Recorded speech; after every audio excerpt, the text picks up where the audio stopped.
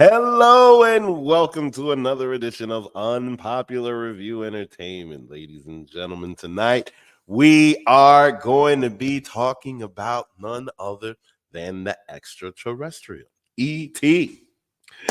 Join us, because that should be an interesting conversation. And spoiler alert, first time I see this movie. In this quiet neighborhood, on this tranquil street,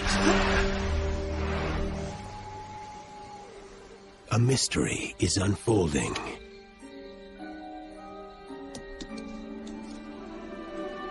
And an adventure is beginning. E.T. the Extra-Terrestrial.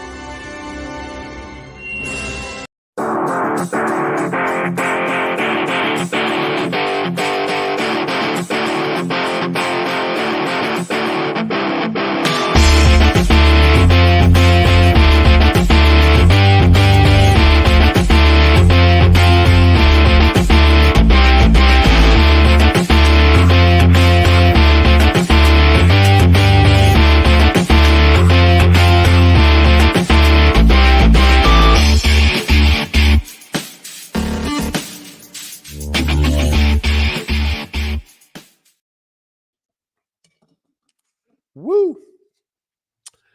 All right. Hello, ladies and gentlemen. Welcome back. And joining me this evening is none other than the next doctor, plus Mike Knox. What's going on, fellas? It's good to be back. See the 8-bit video game ET back there? I had that joint, by the way. You know what I'm saying? Wait, no, isn't that the Atari version? That's the Atari version. I had a ColecoVision, brother. I had a ColecoVision for heaven's sake. ColecoVision. I had a ColecoVision. Damn, I'm about to get in my emulators and mess with that because, wow, this movie was interesting. Very, very interesting. Now, I picked this movie clearly because I wanted to see it because I never had the opportunity to. To be honest with you, it was always one of those things like the Statue of Liberty where like, I'll do it later. Mm-hmm. You know, it came on national television all the time, and it was like, all right, blah, blah, blah. But I always just caught the few bits and pieces of it as far as the flying bicycles. I went to Universal Studios and got on the ride in the flying bicycles, and I still didn't see the movie. Oh, wow. And the ride's just okay. I think you should like the movie or know the movie to at least pretend on the ride. That's just me. Facts. But you know, at the time, I was just like, "Oh, flying bicycles! Let's see what that's about." But you know, it was like a bunch of bikes on a platform, and then you were just moving around. So it was still fun. It was still fun. I'm not gonna lie for a 10-year-old, you know. But it's interesting because this movie came out when I was born in 1982. It's been 41 years, and it's definitely given me Spielberg vibes. Definitely giving me 80s vibes. And now that we've seen a bunch of the Star Wars, the kid playing with all the little Star Wars figures, mentioning all of the Star Wars people, I just found that whole thing interesting how, you know, they were pretty much just marketing everything. Yeah. There was a ton of product placement in this movie. Yeah. Which I don't know if I would have noticed when I was a kid, but wow. Yeah, there was a ton of that going on here. So I wonder if they actually knew how big this movie was going to get. Because clearly it became a big deal. It really did. And I'm starting to understand why. But what do you guys think? Because I'm rambling. This was also the first time I had seen it. Oh, wow. Okay. All right, cool. So I'm not alone in this. Nope, you're definitely not. And I hadn't seen any, obviously I'd seen the flying bike. Who hasn't seen that part, right? Right, I've seen that part, but other than that, I really hadn't seen anything else from the movie. You know, I didn't really know. I knew kind of the plot, you know, harboring an alien and E.T. phone home. Okay, but I didn't really know anything really beyond that. And there was a flying bike at some point, you know. And even the flying bike part that I saw, I thought it was them getting away from someone. That wasn't even the chase part. That was a different part. The flying bikes later were the getting away from the cops.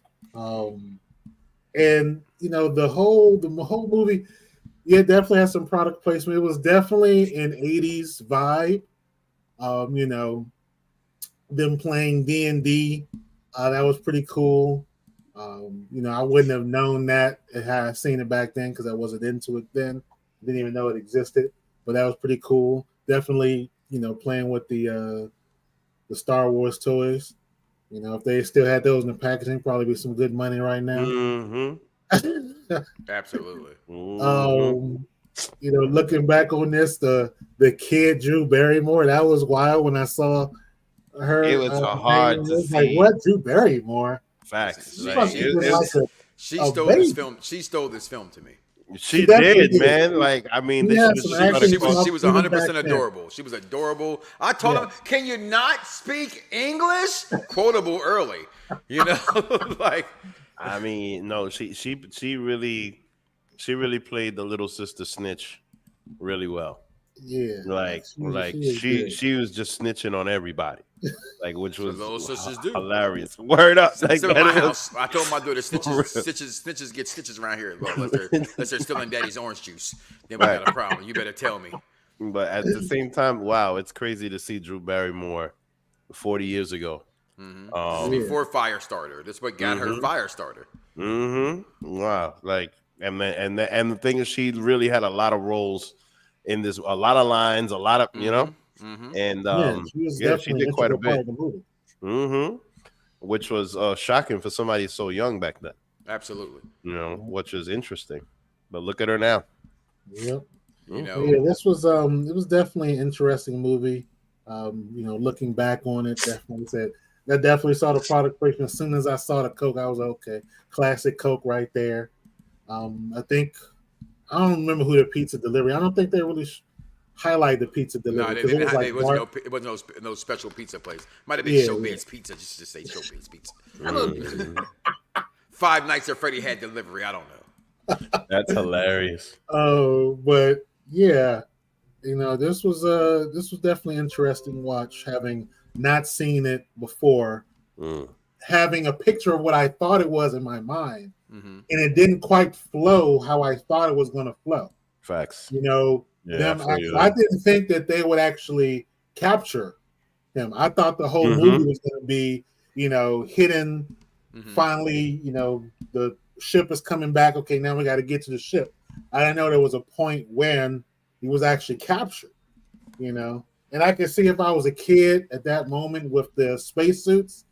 You know, it looks kind of cheesy now. But they were straight NASA, straight on the moon spacesuits that came in the house. Like, you know, and seeing that, I probably was like, oh, cool. Or like, oh, that's kind of creepy. I can see how that would kind of freak you out. But they were just going so slow. I'm like, you could have just drop kicked them and moved them out the way. You know, like in today's media, you know, mom probably would have drop kicked them, moved them out the way because they were just so lumbering. Like you could just get around them. But I could, you know, I was trying to watch it in the 80s kind of mindset, and I could see how, okay, you know, just a little bit more toned down. It's not really the action-packed thing. And so I can see what they were going for. And yeah, it was definitely an interesting watch. You know, one thing that I found interesting in this movie, which was never really spoken about, was how Daddy is a Rolling Stone. Because he's in Mexico. You know, because he's in Mexico with Sally. Right? Like, and then when the boy said that, he's like, he's in Mexico with Sally. And then the brother is like, man, don't you grow up? Know what to say, when to say it. You kind of right. Like, and then she comes back talking about he hates Mexico. I was like, oh wow, that is interesting. Cause man, and then the whole time throughout the whole movie, she's just thinking about that whole drama with him, and I'm thinking that at some point she's gonna confront the guy. But you never necessarily see that. So, you know, I just found that interesting how they have this drama about this woman with these kids and she's getting cheated on and blase blase. But it's like they kind of go into it, but then they don't. Because throughout the whole movie, every single time, especially Drew Barrymore, that was hilarious. She was like, I want to introduce you to somebody. Right? And then she's just like, look, mommy talks. And then she's thinking it's TV. She's thinking. Yeah, of course he does. I'll be back. Yeah, because her mind was just like elsewhere, you know what I mean? And I just found that whole thing interesting because it's like they went into it and then kind of ran away from it. Because I never had heard this part about that movie. I mean, I clearly like those spots that Drew Barrymore was in, you always saw them in the commercials, but all of that drama with the mother, yeah, I never knew that was part of this movie. Shout out to mom on the Halloween outfit, looking like Eartha Kitt. Okay, Facts. Miss Cat Catwoman. yeah. But I tell you this much, guys. You know, and I say it every week. I'm gonna say it again here. '82. I saw this movie in the movie theaters. Wow. Okay, and I I was remember. 3. I remember watching it because the big thing. You'd be proud to know this, Vic, in that Ronald Reagan era. It was completely all advertisement. Reese's Pieces became famous because of this movie, this film. Wow. This movie in 1982 on 200,000 less theaters than they have today grossed $789 million. Wow. In 1982, that's today's standards. We're talking about $2 billion. Facts. Okay, think about it in that sense of what it would make today. I started off watching this film and I stopped it, and I homeschool. I stopped my kids and said, you know what, we're gonna watch a movie with Daddy today. And we're gonna watch E.T. Okay, and I tell what my kids thought about it at the end of the thing as well. But just watching this movie in 1982 and watching as an adult, I always saw the time. Things as a kid you thought you liked or you thought you didn't like, as an adult you watch with a whole different adult set of eyes, and you see things completely differently, right? And as I'm watching this movie, I'm like, oh, I see it completely different. The Halloween thing when, it's fake. It's a fake knife. Like just teaching this thing. And my at one scene, my daughter sat here and said, when they had the hazmat suits, everything came, when NASA came in and took over. She said, all that for one little house? I said, what do you mean? I said, truth be told, looking at this movie 40-something years later, they invaded Earth. In a sense, he got left behind, but they were here scouting us, picking parts of the Earth to take back. He imprints on a little boy where a little boy not only gets sick because he gets sick, but he feels I feel. He's happy. The boy getting drunk in school without drinking. Okay, because he tastes drinking beer. Like, this movie is deep on so many levels. And honestly, as a movie in '82, looking back, for those today who may not understand why someone like James Cameron is popular, someone like Scorsese is where he is. Steven Spielberg is where he is because of films like this. Facts. Okay, films like The Goonies, things where you can tune in and as a child, again, watch this with my kids for the first time. A BMX bike is all we needed. We took on the world with bikes. Nobody needed to have a phone or all that kind of stuff. We took a bike and we went for it. We was out. You have the scene at the bus stop when everybody, because he first tells them, hey, there's somebody in the garage. There's something in the garage. Everybody makes fun of it. And this bus scene is so 80s, okay, where they're making fun.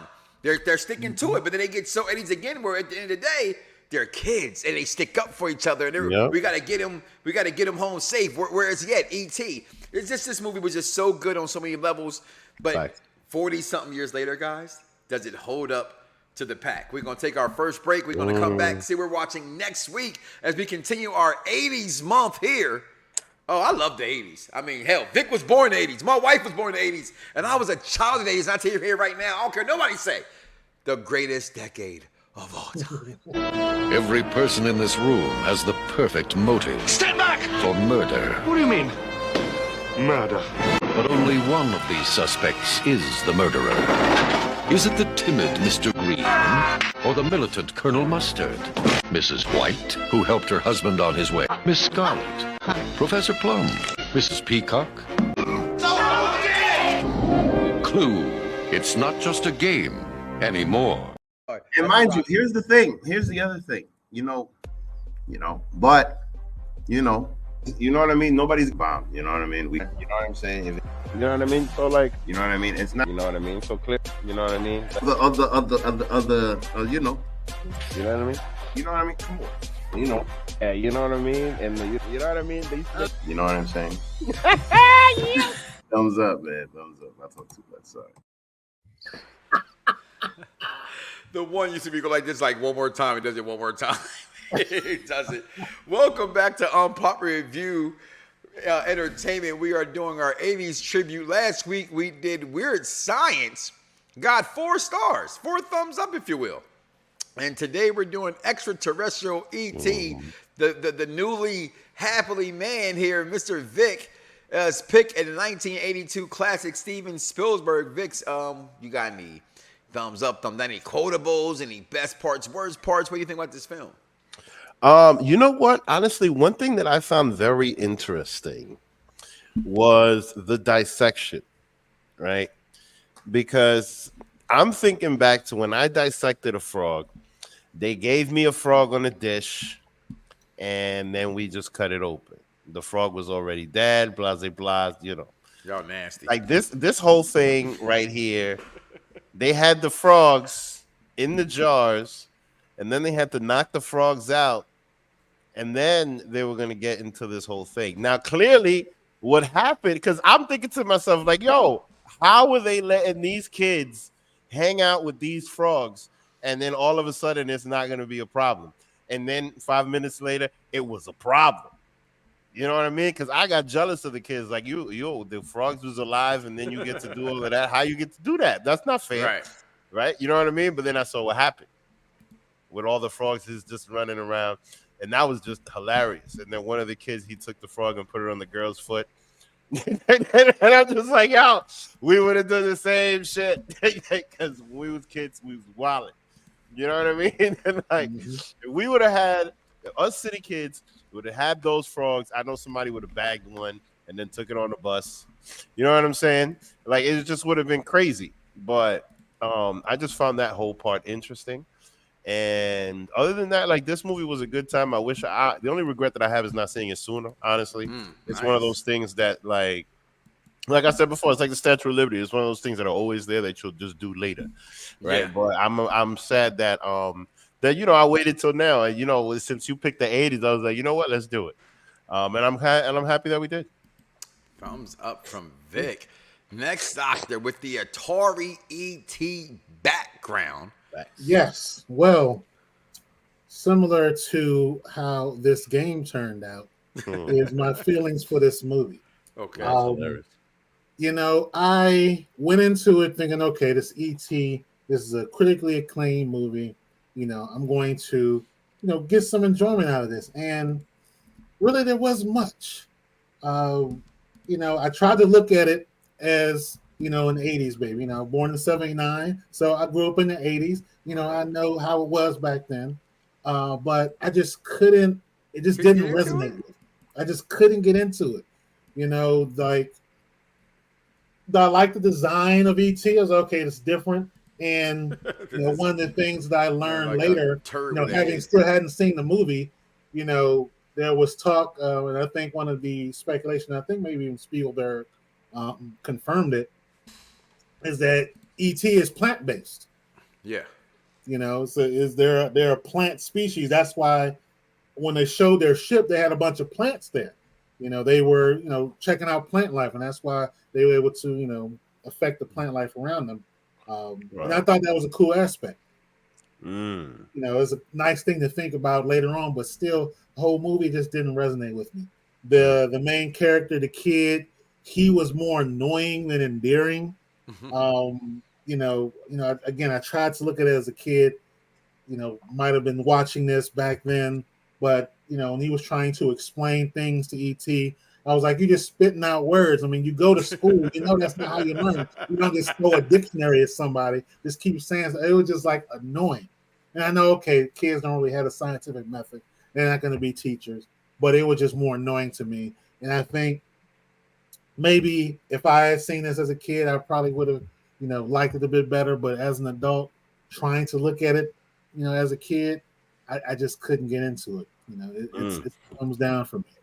Wow, I don't think we've ever seen you do. At least I haven't been on a show with you where you did a thumbs down. Lose it, bite my tongue for no one. I put you on blast. So all the news channels, y'all can kiss my ass. And other YouTube or Google me, turn it up and play it. Cause many people think it, I just had the balls to say. You're wrong. As an adult, as a child, this movie was phenomenal. I'm sorry. I look back, thumbs up early in this whole thing. I don't remember liking this film at all growing up as a kid. I thought it was overly everything you echoed, right? But it's like watching Home Alone years later, right? It's like people who like Family Matters. I don't see how anybody can like Family Matters. I don't care. I'm from the South Side of Chicago. That man from the South Side of Chicago. You're a black man from the South Side of Chicago, and you're a cop, and his kid just walks around the house whatever the hell he wants to. Bullshit. Okay? Did I do that? Yeah, like, what do you mean? Like, string him up and get him out. Your door's always unlocked. Like, get out of here with that, okay? I take Rocky Botakimus and Cousin Larry any day over Urkel. But we're talking E.T., we're talking 80s. I think, again, like with the Goonies vibe, I used to think that I hated Elliott, too. I thought Elliott was you could tell he was a kid who didn't have many friends. The only thing about it is I thought it was weird how the older brother, Michael, was always being punked by Elliott. Like, you're the older brother. Like, why is he giving you instructions and you're just listening so much every single thing he says? I don't know how to drive forward. Like, all those things. I'm like, I thought that was weird. Like, Mom, the whole thing, as we all agreed earlier, I believe, I thought Drew Barrymore stole this movie. She was just adorable in every single way. Shout out to her today. Like, I mean, she's now looked as this goofy Adam Sandler kind of actress, but she's actually has some chops to her. I believe in her early days was definitely one of those things. I looked at it as an adult saying, wow, they're invading Earth. They did these things. But I also felt the heartwarmness of the community come together when they needed to come together for a friend who, if you look at the beginning of the movie, they were all together at the table eating pizza. So even though they got bullied, so to speak, and things like that happen, they all, what I think kids do the most when it matters most, when they're backs against the wall, they come together. And I thought this film displayed that in so many ways. I love the ride at Universal Studios. I act like a little kid on it. It's the slowest, most boringest ride. You're on a bike just going a little, like up your granddaddy's chair up the stairs. I don't know if y'all that old. I had that kind of granddad where you go up the stairs, get off the chair. It didn't matter. We just rode it up the stairs. That's the E.T. ride. I thought the movie was good. A thumbs up for me. Again, my children liked it and watched it. And again, my kids don't tend to watch a lot of 80s films. I'm a Superman mark, and I cannot get them to stay awake doing Christopher Reeve Superman every time they go to bed. Really? Every time. But they can watch Superman and Lois, which is the slowest action show in the history of the CW network. But they watch and understand it, so it just shows you, I don't know, I got intelligent kids. You know what I mean? But they sat back, they loved E.T. Vic, your final thoughts, man. Get us out of here. Well, clearly, thumbs up, man. I had a good time watching this, and like I said before, I regret not watching it sooner. Well, there it is, people. E.T., the Extra-Terrestrial. Next week, we have what y'all call him? The hater? The hater will be back in the house. And it's his pick. It's Clue, which shocks me. I wonder if he actually saw this movie, if he likes this movie. We'll make fun of him next week as he's here to defend himself as he picks Clue, because that's a classic. I personally don't think you can go wrong in the 80s. You have to pick a really bad movie. And we all tend to pick movies we kind of like a little bit. Right, maybe we should switch up, pick movies that we don't like from the 80s, and see what they are. My pick is Fast Times at Ridgemont High, which is coming up in 2 weeks. Let's see how raunchy, like if y'all didn't like Police Academy because you thought that was raunchy, well, this is the bad taste for you to watch some Fast Times at Ridgemont High. Okay, there's some things that happen in the dugout you may not be ready for. Okay, we're going to get up out of here, y'all. We'll see y'all next week on Unpopular Review Entertainment. Make sure you watch other shows here on Unpopular Review. Peace.